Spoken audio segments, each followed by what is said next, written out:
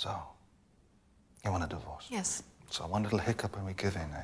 Just like all the saps we represent. Do not throw your take on life and marriage at me like some moral battering ram. I'm sorry, I don't believe in divorce. You don't believe in divorce? How can you say that? You make your living. It's a job. But in those miserable couples, what do we see? What do we really see? Us. We see us. People who have made a huge mistake. No. We see people who are not willing to fight.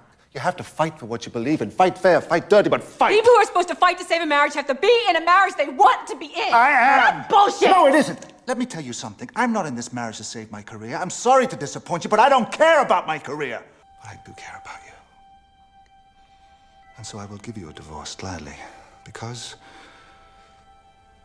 call me old-fashioned, but when you love someone, I believe you should be unselfish enough to give them whatever they want.